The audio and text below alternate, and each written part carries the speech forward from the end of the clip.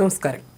Reporter ടിവിയിലെ പീഡനാരോപണത്തിൽ കൈകഴുകാൻ നോക്കിയ consulting editor അരുൺകുമാറിനെ വെട്ടിലാക്കി മുൻ ജീവനക്കാരി അഞ്ജന അനിൽകുമാറിന്റെ പുതിയ കുറിപ്പ്. ആർക്കും പരാതി നൽകിയിട്ടില്ലെന്നായിരുന്നു അരുൺകുമാറിന്റെ വാദം. 2 മാസങ്ങൾക്ക് മുമ്പ് നടന്ന എക്സിറ്റ് അഭിമുഖത്തിലോ സ്ഥാപനത്തിലെ ICCക്ക് മുന്നിലോ രാജിക്കത്തിലോ ഒരു സൂചന പോലും ഉണ്ടായിരുന്നില്ലെന്നാണ് അരുൺകുമാർ കഴിഞ്ഞ ദിവസം മറുപടി നൽകിയത്. എന്നാൽ സ്ഥാപനത്തിൽ ഒരു ICC പ്രവർത്തിക്കുന്നുണ്ട് എന്നറിയുന്നത് ഇപ്പോഴാണെന്നാണ് പുതിയ കുറിപ്പിൽ അഞ്ജന മറുപടി നൽകിയത്. കൂടാതെ തനിക്ക് നേരിടേണ്ടി വന്ന ദുരനുഭവം HR-നോട് പറഞ്ഞതായും അഞ്ജന വെളിപ്പെടുത്തി. കോൺഗ്രസ് നേതാക്കൾ അഞ്ജനയുടെ ആരോപണം വലിയ രീതിയിൽ ആയുധമാക്കുന്നതിനിടയിലാണ് അരുൺകുമാർ വിശദീകരണമായി രംഗത്തെത്തിയത്. എന്നാൽ പുതിയ വെളിപ്പെടുത്തൽ അരുൺകുമാറിന്റെ വാദങ്ങളുടെ മുനയൊടിക്കുന്നതാണ്. അഞ്ജനയുടെ പുതിയ കുറിപ്പ് ഇങ്ങനെയാണ്: 2 മാസങ്ങൾക്ക് മുമ്പ് നടന്ന എക്സിറ്റ് അഭിമുഖത്തിലോ സ്ഥാപനത്തിലെ ICCക്ക് മുന്നിലോ രാജിക്കത്തിലോ ഇതിനെക്കുറിച്ചൊരു സൂചന പോലും ഉണ്ടായിരുന്നില്ല. ശരിയാണ്. എഡിറ്റോറിയൽ ടീമിലുള്ള ഒരു അംഗത്തിന് പോലും ഈ വിഷയത്തെക്കുറിച്ച് ഞാൻ ഒരു സൂചന പോലും നൽകിയിട്ടില്ല. സ്ഥാപനത്തിൽ ഒരു ICC പ്രവർത്തിക്കുന്നുണ്ട് എന്നറിയുന്നത് ഇപ്പോഴാണ്.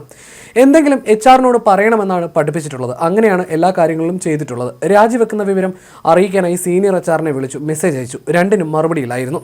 ഒടുവിൽ ജൂൺ 23 രാത്രി 10 മണിയോടെ ഞാൻ രാജിക്കത്ത് മെയിൽ ചെയ്തു. ജൂൺ 24 രാവിലെ 9:30 രാജി സ്വീകരിച്ചതായി മെയിൽ വന്നു. എന്തിനാണ് രാജിവെക്കുന്നത് എന്ന ഒരു ചോദ്യം പോലും ഇല്ലായിരുന്നു. എൻ്റെ പ്രശ്നങ്ങൾ അവർക്ക് കൃത്യമായി അറിയാമായിരുന്നു. എക്സിറ്റ് അഭിമുഖം അങ്ങനെയൊന്നും ഉണ്ടായിട്ടില്ല. ആരോഗ്യസ്ഥിതി ഭേദപ്പെട്ടതിന് ശേഷം ഈ മാസം 4-ന് ഞാൻ സ്ഥാപനത്തിൽ പോയി റിലീവിംഗ് ഫോർമാലിറ്റീസ് പൂർത്തിയാക്കി. അന്ന് അവർ എൻ്റെ മുഖത്ത് പോലും നോക്കിയില്ല. ഇപ്പോൾ ഞാൻ ഉന്നയിച്ച വിഷയം ഇവരെ നേരിൽ കണ്ട് പറയാനായി ഒരുങ്ങിയതാണ്. പലവട്ടം പറഞ്ഞു തുടങ്ങിയപ്പോൾ തന്നെ സ്ഥിരം തന്ത്രങ്ങൾ എടുത്തു തുടങ്ങി. പിന്നീട് അത് പൂർത്തീകരിക്കാൻ നിന്നില്ല. അതുകൊണ്ട് ഗുണമുണ്ടാകുമെന്ന് തോന്നിയില്ല.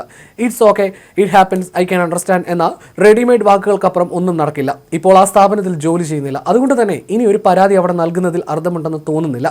പരാതി ഇല്ലെങ്കിലും അന്വേഷിക്കുമെന്നതാണ് നിലപാടെന്നറിയുന്നു. അതിൽ സന്തോഷമുണ്ട്.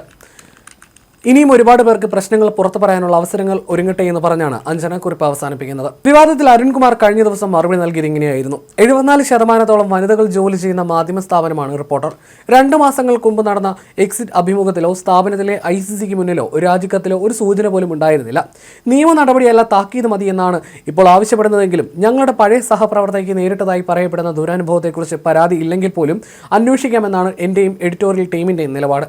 സംശയത്തിന്റെ നിഴലിൽ നിർത്താതെ വ്യക്തത വരുത്തിയതിന് നന്ദി എന്നാണ് അരുൺകുമാർ കഴിഞ്ഞ ദിവസം കുറിച്ചത്. ഇതിന് മറുപടി എന്നോണമാണ് അഞ്ജന അനിൽകുമാറിന്റെ പുതിയ കുറിപ്പും. അതിനിടെ റിപ്പോർട്ടർ ചാനലിന്റെ ഓഫീസിലേക്ക് യൂത്ത് കോൺഗ്രസ് പ്രവർത്തകർ പ്രതിഷേധവുമായി എത്തിയിരുന്നു. റിപ്പോർട്ടർ ടിവിയുടെ കളമശ്ശേരിയിലേക്കുള്ള ആസ്ഥാനത്തേക്കും യൂത്ത് കോൺഗ്രസ് മാർച്ച് നടത്തി. സഹപ്രവർത്തകയ്ക്കെതിരെ ലൈംഗിക അതിക്രമം നടത്തിയ റിപ്പോർട്ടർ ടിവിയിലെ മാധ്യമപ്രവർത്തകനെ അറസ്റ്റ് ചെയ്യണമെന്ന് ആവശ്യപ്പെട്ടായിരുന്നു മാർച്ച്. ഇന്നലെ റിപ്പോർട്ടർ ടിവിയുടെ തൃശൂർ ബ്യൂറോ ഓഫീസിന് നേരെയും യൂത്ത് കോൺഗ്രസിന്റെ പ്രതിഷേധമുണ്ടായി. വെള്ളിയാഴ്ച രാവിലെയായിരുന്നു ഈ സംഭവം. ഓഫീസിന്റെ ചുമരുകളിലും പടികളിലും പ്രവർത്തകർ കരിയോയിലൊഴിച്ചു. കാറിൽ കൊടി നാട്ടി. റിപ്പോർട്ടർ എന്ന പേര് മാറ്റി റൈപ്പോർട്ടർ എന്ന നോട്ടീസും പതിച്ചു. യൂത്ത് കോൺഗ്രസ് സംസ്ഥാന ജനറൽ സെക്രട്ടറി മിഥുൻ മോഹൻ, ജില്ലാ വൈസ് പ്രസിഡന്റ് വിഷ്ണു ചന്ദ്രൻ എന്നിവരുടെ നേതൃത്വത്തിലായിരുന്നു പ്രതിഷേധം.